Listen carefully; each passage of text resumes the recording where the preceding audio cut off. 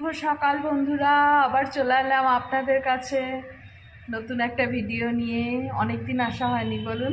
আজকে 15ই নভেম্বর, আজকে তো রাস পূর্ণিমা এবং গুরু নানক বার্থডে।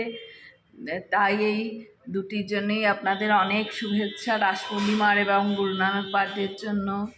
আচ্ছা, আজকে আমি সকালবেলায় এখনই যাব, একটু মন্দিরে যাব। শিবকালী মন্দির আমাদের এখানেই আছে, আগেও আপনাদের বলেছিলাম আগের ব্লগে। তো সেই শিবকালী মন্দিরে একটু পুজো দিতে যাব। গতকাল অর্থাৎ 14ই নভেম্বর আমার মেয়ের জন্মদিন গেছে, আপনাদের আমি শর্টসের মাধ্যমে জানিয়েছিলাম। যাই হোক, বড় লং ভিডিও করা হয়নি। ও তো এখানে নেই, ও গেছে হলো ইয়েতে, আপনার ভুবনেশ্বরে আছে ওর হোস্টেলে। তো সেই জন্য বড় ভিডিও আর করা হয়নি। তো কালকে ওর মানে ওর জন্মদিনে পুজো দিই। সব দিন যে ওই দিনেই দিতে পারি তা না, পরের দিনে যাই হোক ওর নামেই পুজোটা দিই। তো আজকে ছুটি আমাদের এমনিতেই গুরু নানক বার্থডের জন্য। তো সেই হিসেবে আজকে সকালে যাচ্ছি ওর নামে একটু পুজো দিতে। এরপরে আপনাদের সাথে সব কিছু আবার শেয়ার করব। আপনারা সাথে থাকবেন, পাশে থাকবেন। এখনকার মতো আপাতত তাহলে আসছি, পরে আবার আসবো। হ্যাঁ, এই যে বন্ধুরা, আমি আর মিস্টার মিত্র বেরিয়ে পড়েছি পুজো দিতে। আমি অঞ্জলি দেবো, মিস্টার মিত্র অবশ্য অঞ্জলি দেবেন না, তবে যাবেন একসাথে, আমাকে মন্দিরে নিয়ে যাবেন। ঠিক আছে, আবার মন্দিরে গিয়ে দেখা হচ্ছে।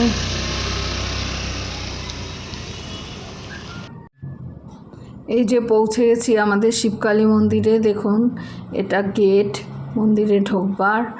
অনেক পুরনো মন্দির, এখানে আইআইটি ক্যাম্পাসের ভেতরই অবস্থিত মন্দিরটি, আমাদের পাশেই। আমরা সোসাইটিতে থাকি, ক্যাম্পাসে মন্দিরটি। এই যে মায়ের বিগ্রহ দেখছেন একটু দূর থেকেই। আচ্ছা, মা কালী এখানে পূজিত হন। দেখুন, একটু কাছ থেকে করলাম দেখাবার জন্য আপনাদের।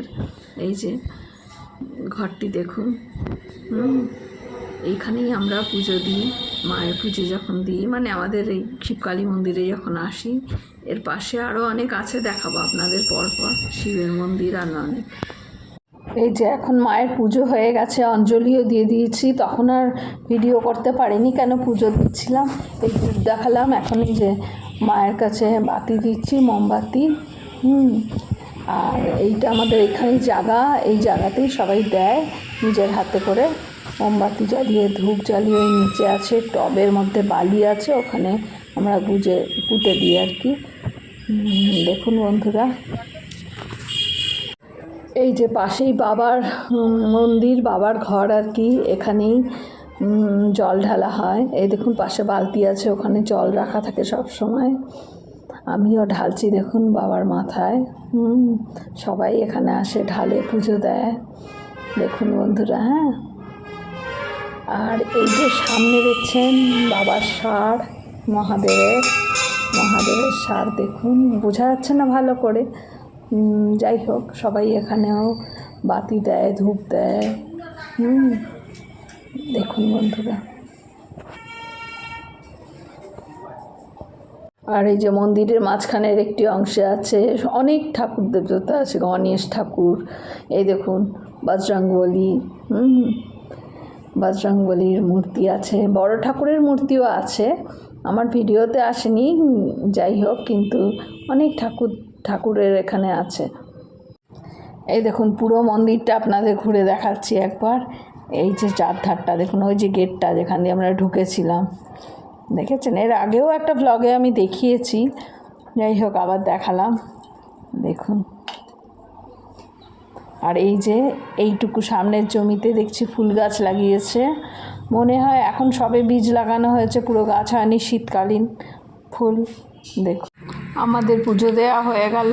এই যে টিপ করে বেরিয়ে পড়েছি এবার। এই যে দেখুন মিস্টার মিত্র আর কি বন্ধুরা পুজো দিয়ে চলে এসেছি। এবার রান্নাঘরে ঢুকবো। আজকে একটু হাতা খুন্তি নাড়ি, অন্যান্য দিনও নাড়ি, যাই হোক আজকে একটু ইচ্ছে হলো। অন্যদিন সকালবেলাটা পম্পা করে, তো আজকে সময় পেলাম, কেন ছুটি আছে, ইচ্ছে হলো। তো ঢুকবো, আবার শেয়ার করবো আপনাদের সাথে। ঠিক আছে বন্ধুরা?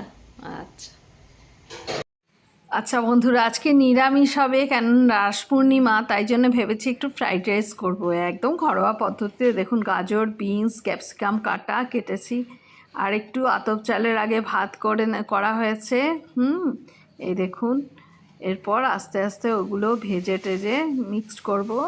এই আর কি, দেবো সব ঘি দিয়ে পরপর আপনাদের দেখাচ্ছি। দেখুন, এই যে ভাত, এই যে কড়াতে তেল দিয়েছি, তেল দিয়ে এবার সবজিগুলোকে আগে ভেজে তুলি। তারপর অন্যান্য অনেক কিছু দিতে হবে।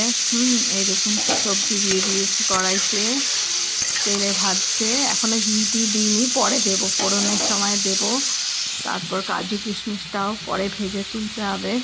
পরপর আপনাদের শেয়ার করছি এগুলো, দেখতে থাকুন। আমার ঘরোয়া পদ্ধতিতে খুব সাদামাটা ফ্রাইড রাইস। এই দেখুন বন্ধুরা, এই যে সবজি ভেজে তোলা হয়ে গেছে দেখুন। এরপর আমি কড়াইতে কাজু কিশমিশ ছেড়েছি, দেখুন এটাও একটু ভাজবো। এই যে ঘিয়ের মধ্যে গোটা গরম মশলা দিয়েছি। এই আমার মোটামুটি সবজি দিয়ে, ভাত রান্না ছিল সব দিয়ে, কাজু কিশমিশ দিয়ে ফ্রাইড রাইস মোটামুটি তৈরি। দেখুন এই যে কড়াইতে, কেমন লাগছে বলুন। আচ্ছা, এই গামলাতে আমি ঢেলে সব রেডি করলাম, ফাইনাল লুক এটা।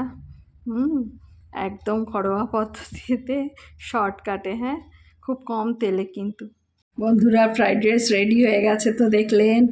আর পম্পা ফুলকপি আলুর তরকারি করেছে, একটু ঝোলঝোল মতোই করেছে, আর চাটনি। আজকে আর বেশি কিছু হবে না, এটা দিয়ে আমাদের লাঞ্চ করব।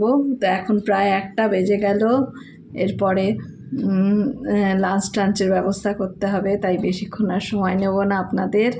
আমার এই ব্লগটা এখানেই শেষ করব। যদি আমার কথা ভালো লাগে তাহলে লাইক, শেয়ার, সাবস্ক্রাইব করবেন, পাশে থাকবেন, সাথে থাকবেন বন্ধুরা।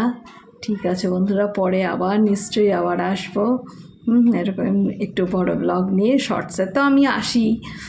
যাই হোক বন্ধুরা, ভালো থাকবেন, সুস্থ থাকবেন। রাস পূর্ণিমা, গুরু নানক বার্থডের আবার একবার করে শুভেচ্ছা রইল আপনাদের। তাহলে আজ এখানে আসি, কেমন?